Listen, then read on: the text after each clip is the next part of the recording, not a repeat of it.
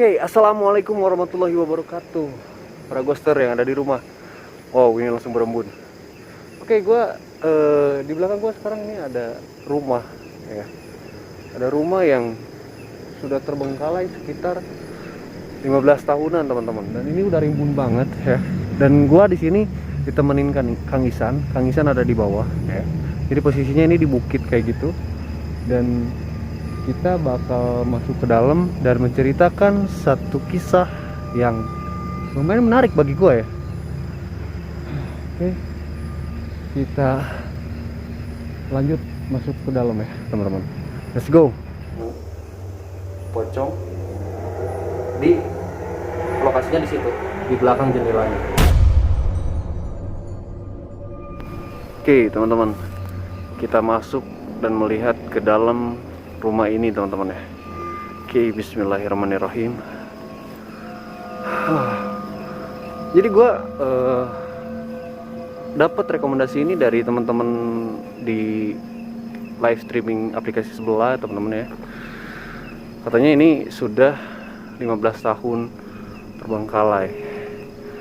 Dan gue nyimpen helm di sini teman-teman. Ini ada satu ruangan. Kita kesini dulu kayaknya.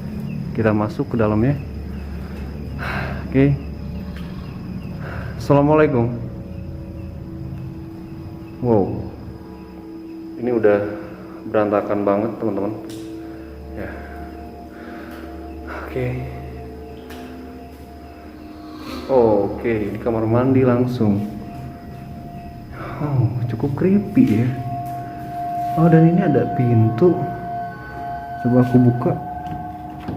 Oh, nggak bisa. Oke, kayaknya ini nyambung ke kamar yang sebelahnya. Oke, kita lanjut. Kita lanjut ke kamar yang sebelahnya, teman-teman. Oke, kita masuk ke sini. Kita agak loncat juga. Halo, assalamualaikum. Wow, berantakan banget. Berantakan banget tempat ini.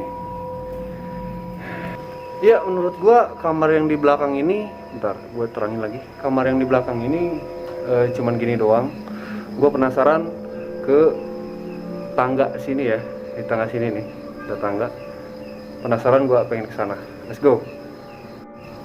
Oke, ini kita di depan tangga.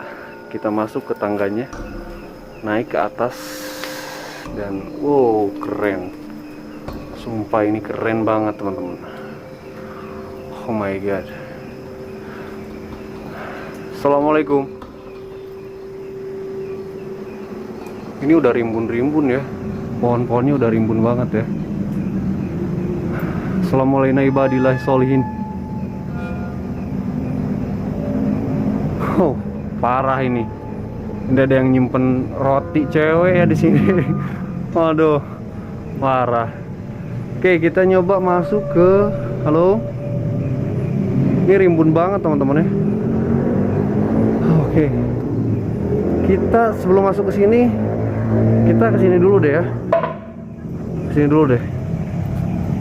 Oke. Kita nyoba menelusuri tempat ini dulu. Oh, ada bangunan, satu bangunan di belakang sana. Dan kayaknya oke lah ya. Kita masuk aja ke dalam ya. Oke, gua harus balik lagi kayaknya. Oke. Kita masuk ke sini banyak ini. Tadi genting. Gua injek. Halo. Assalamualaikum. Assalamualaikum ibadillahi sholihin.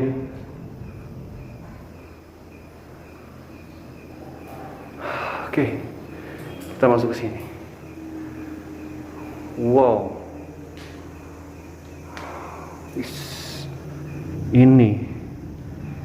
Ini yang katanya kursi legend ya, kata teman-teman gue yang di aplikasi sebelah.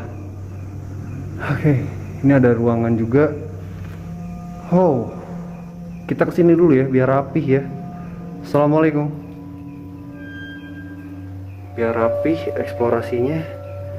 Oh, Gue takut nginjak sesuatu teman-teman. Dan ini keadaannya sudah seperti ini teman-teman ya. Oke, cuman seperti ini doang. Ini ada lemari. Sini ada lemari ya. Udah usang lemarinya. Dan kita lanjut ke sampingnya. Wow. Ini nih kursi legend nih katanya ya. Katanya kalau jam-jam tertentu lah ya, suka ada orang yang duduk di sini gitu. Jadi memang tempat ini tuh udah nggak dijamah lagi sama orang-orang, dan ada cerita dari homeless ya, dari homeless yang nyeritain kalau si kursi ini katanya sering ada yang ngedudukin sesosok kakek-kakek. Wow. Oke, kita masuk ke sini. Kita lihat kabel-kabelnya masih terhitung masih ada sih. Nggak utuh ya. Oke. Kita lanjut ke sini aja. Ini ada wastafel. Oke, ini ada kain, ngeri banget ya. Ada kain. Kita coba masuk ke sini. Oh my god. Oh my god. Oh, ini kain wallpaper kayaknya. Oh my god. Oke. Gua masuk sini. Assalamualaikum. Assalamualaikum ibadillahi sholihin. Lihat teman-teman, ini udah usang banget ya. Dan terhitung ini pintunya banyak loh teman-teman. Ini ada toilet juga. Alright, cuman seperti ini. Kita lanjut ke sebelah sana teman-teman. Kehitung ini tempatnya cukup luas ya. Gue bilang ini rumah miliarder teman-teman ya. Cukup luas banget loh teman-teman. Dan oke, kita lanjut ke sini mencoba untuk ini cuman kayak gini doang teman-teman. Ini cuman kayak gini doang. Tuh ya, cuma kayak gini doang. Dan tidak ada apa-apa.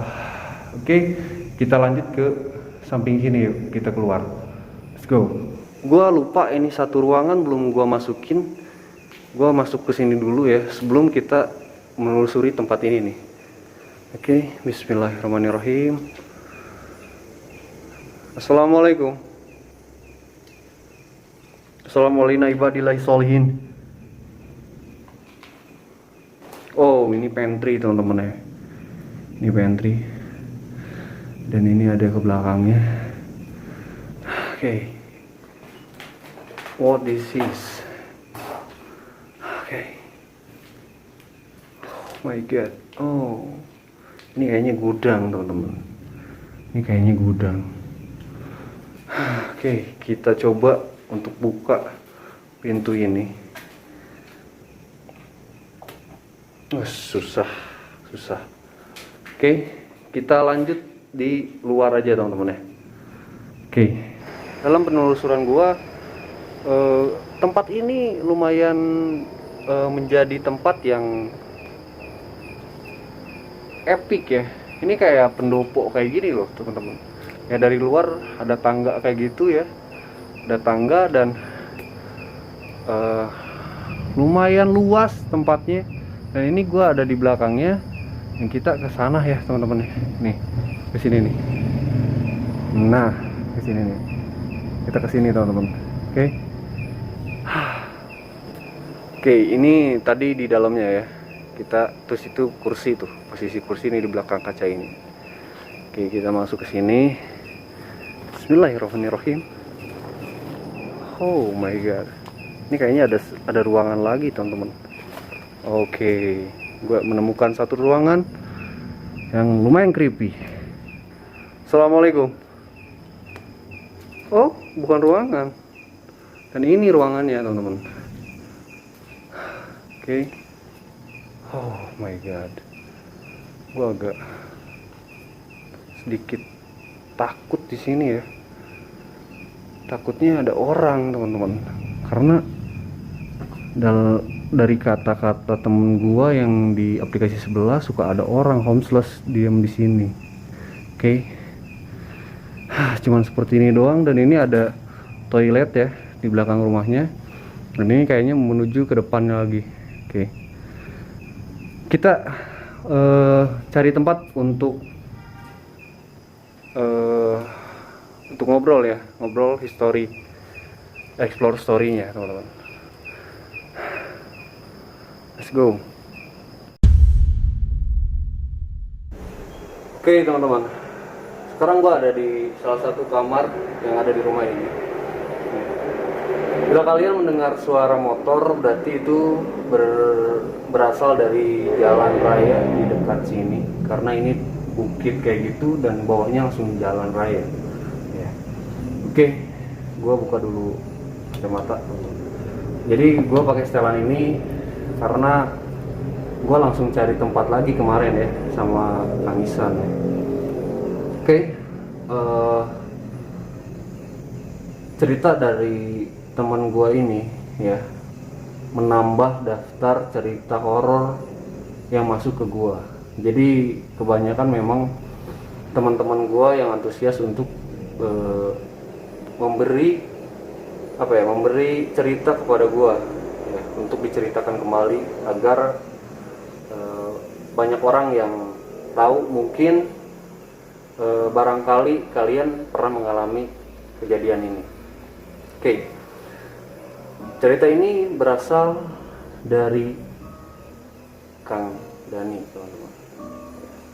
Kang Dani adalah teman gue, ya, sohib gue, dan dia memiliki cerita yang cukup creepy menurut gue.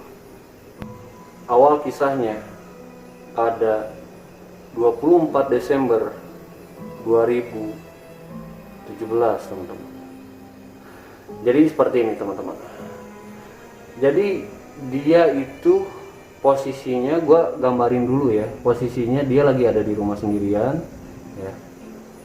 Ketika itu jadi ceritanya seperti ini. Dia, neneknya kebetulan pada tahun itu meninggal dunia ya, dan neneknya itu dikuburkan di Sukabumi, teman-teman ya. Nah, dia udah ngobrol sama ibunya, Bu, saya nggak akan langsung ke sana, soalnya besok ada kerjaan juga sore. Soalnya nanggung pulang kerja baru ke sana, katanya kayak gitu. Udah ngobrol di malam harinya, dan singkat cerita, dia tidur istirahat di kamarnya. Jadi kamarnya ada 3 kamar, ya, ada 3 kamar. Di kamar paling belakang itu pinggirnya lagi ada wastafel sama gudang nyatu, dan depan wastafel itu ada toilet, dan ada pantry, dapur gitu ya. Nah, jadi ceritanya seperti ini. Pada sekitar jam 8, setengah 8 lah ya, dia terbangun. Dia udah bangun, dan dia masih mendengar suara ibunya sedang ngepel ya, TV masih nyala, dan ada yang nyuci. Singkat cerita, setelah dia bangun, dia dengar ada yang ngepel kan.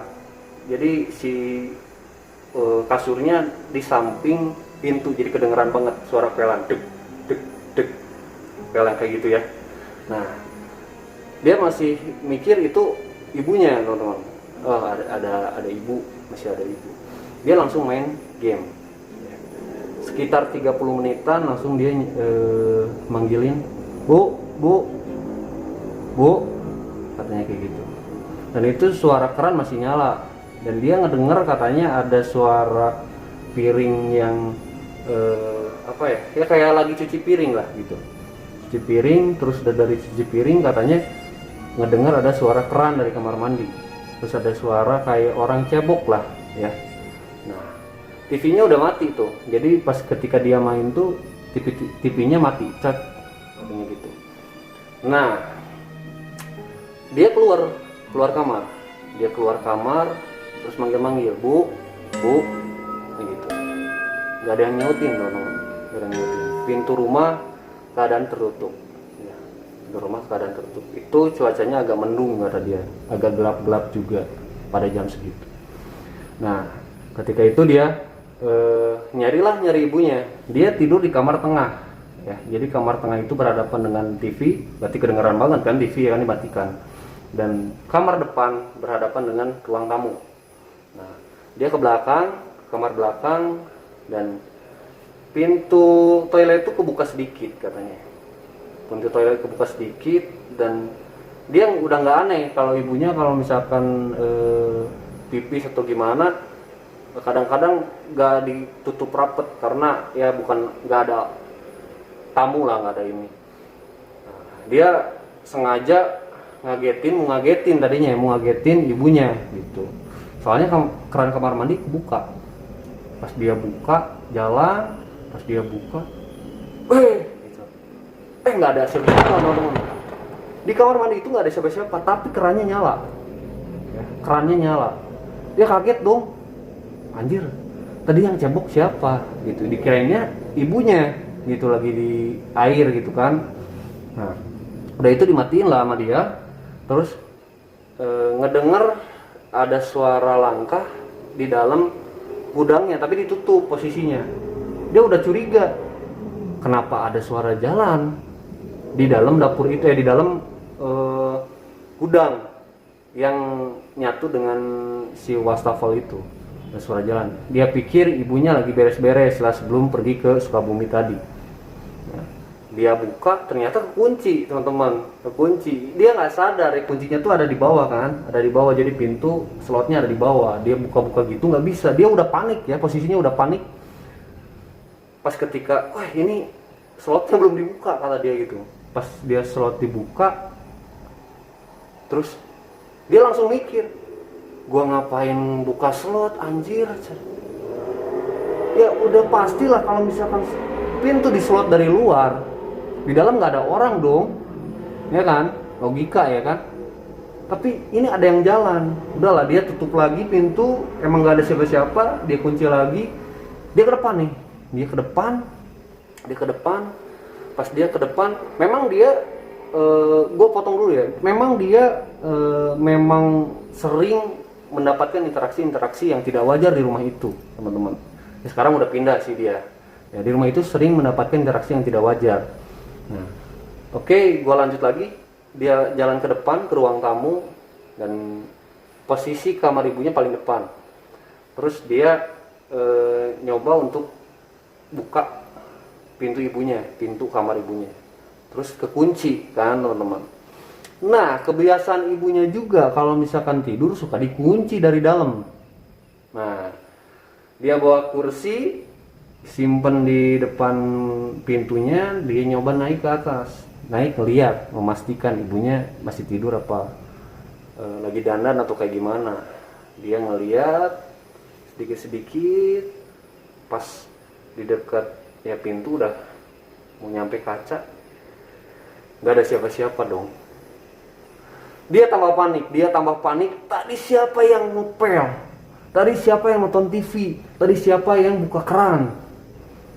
Dia udah panik, udah chaos di dalam rumahnya, udah chaos sendiri ya, udah panik, udah keringetan. Nah, dia turun, langsung nyimpen lagi kursinya. Dia nyoba mau keluar, teman-teman. Di sini kalian harus perhatikan. Barangkali kalian pernah merasakan atau mengalami kejadian yang sama. Dia ke depan, dia nyoba untuk buka pintunya. Ternyata apa? Dikunci, teman-teman. Ya, dikunci.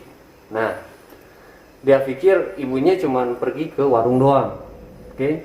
Dia udah panik, dia naik. Jadi sebelah pintunya itu ada lemari, kayak lemari jati gitu. Dia bisa naik ke situ. Dia ngelihat nggak ada siapa-siapa, emang di sampingnya itu warung. Terus dia mikir lagi, nggak mungkin dikunci kalau misalkan perginya deket gitu loh. Dan dia nggak mungkin aneh-aneh gitu ya, ibu gua nggak mungkin gila lah ya, ngunci anaknya di luar di rumah sendirian gitu loh. Nah, dia udah panik, udah chaos, udah pikiran kemana aja. Nah, Dia nyari kunci kan, dia nyari kunci. Emang kunci itu ada satu, teman-teman, nggak ada duplikatnya. Nah, dia nyari kunci udah chaos, dia udah nggak berani ke belakang ya, ke posisi belakang kamar 3 berarti ya, kamar terakhir itu nggak berani dia. Nah, dia nyari kunci, biasanya ibu gua nyimpen kunci di atas TV. Dia nyari ke atas TV nggak ada, ya. Di atas kulkas nggak ada kunci sama sekali. Terus dia kepikiran, anjir, nggak akan mungkin, kunci cuma satu, kalau gua nyari di dalam pasti nggak akan ketemu. Logika dong. Jadi gimana caranya orang yang ngunci rumah itu bisa masuk lagi tanpa membuka pintunya gitu loh, ya, tanpa membuka kunci pintunya dan nyimpen aja gitu seenaknya, nggak mungkin kan. Nah, dia udah tambah chaos, nyari ke seluruh tempat kecuali ke kamar belakang. Dia nyari, udah panik banget ya. Sekitar 1 jaman ya, dia udah nyalain TV, udah digedein karena saking tegangnya, dan itu cuacanya mendung ya, cocok banget lah, maksudnya creepy banget, udah dapet banget itu suasananya. Nah, ketika itu dia nyari-nyari, ternyata ada di mana? Ada di lemari di samping pintu. Dan itu posisinya kuncinya ada di samping sebelah kanan gitu. Jadi gua posisikan, ini pintu, ini lemari, ini pintu kamar ibunya gitu loh. Nah, si kuncinya ada di dekat lemari tapi di dekat samping kamar ibunya.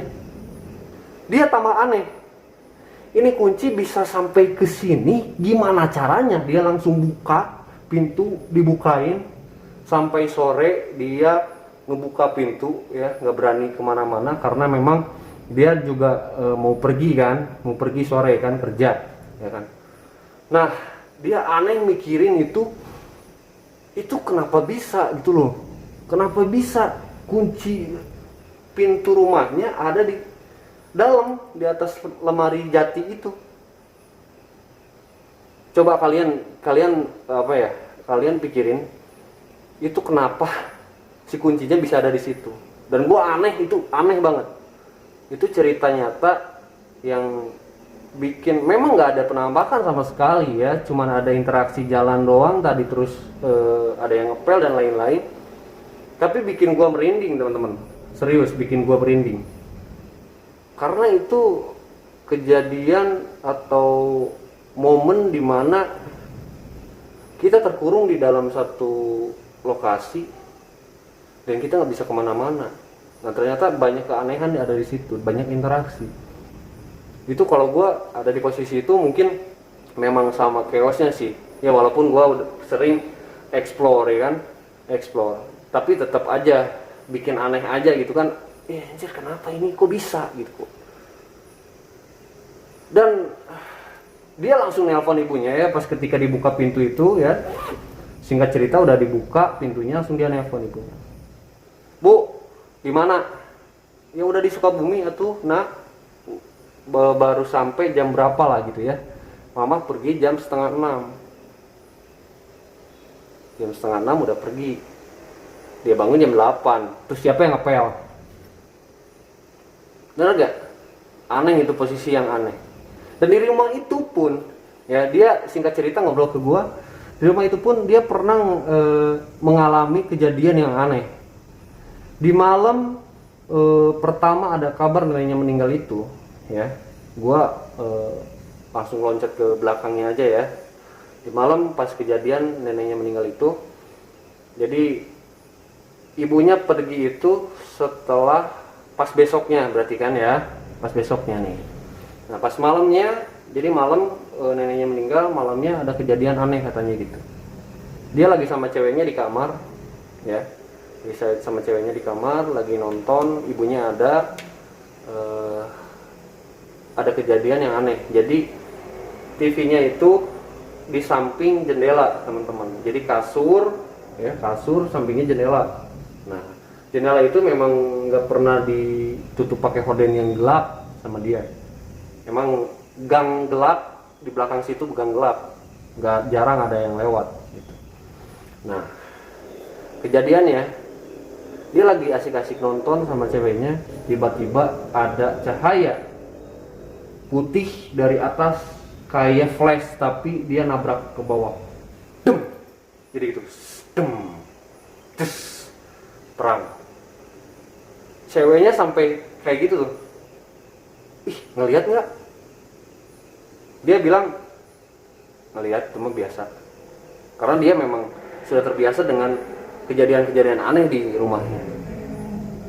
Itu menurut gua cukup creepy sih, karena apa ya, aneh aja ya, ada cahaya dari atas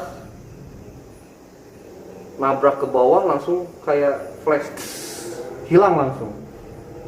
Dan dia juga pernah mendengar suara loncatan seperti loncatan pocong di lokasinya di situ, di belakang jendelanya. Jadi dia lagi nonton, lagi asik main game, dia nonton sambil main game gitulah ya. Nah, katanya ada suara kayak pocong loncat, celak, celak, celak. Itu posisinya lagi hujan besar. Oh, itu cerita yang cukup menarik, pengalaman yang menarik ya bagi gue ya. Mungkin ya kalian yang di rumah pernah merasakan hal yang sama. Ini sudah redup lampunya.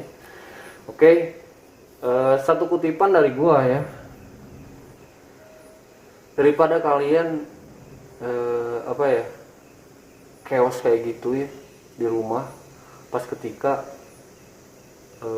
nggak ada siapa-siapa di rumah ya, mending lo minta tolong gak atau kayak gimana, kalau nggak buka jendela lah, langsung keluar rumah gitu ya, bisa kan, daripada apa ya,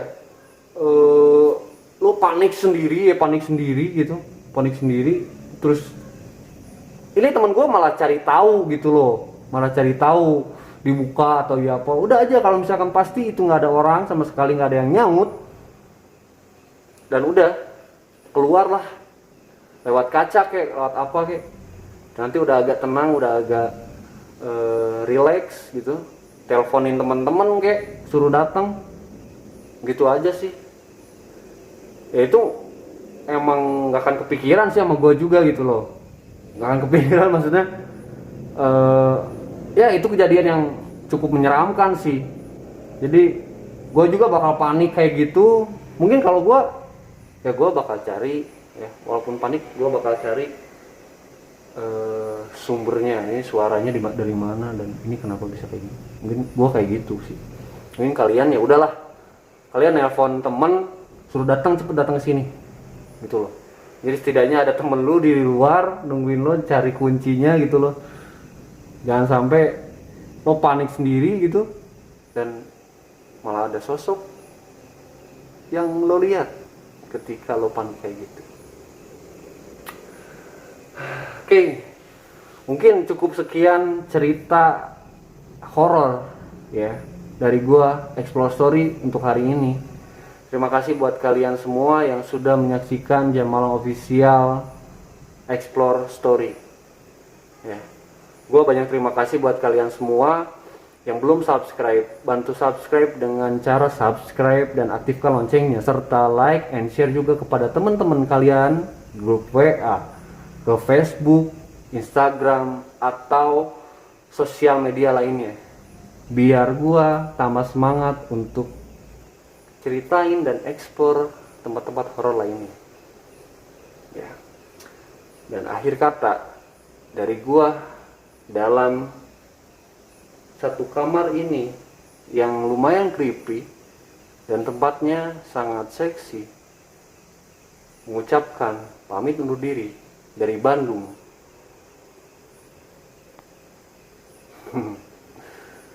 Assalamualaikum warahmatullahi wabarakatuh.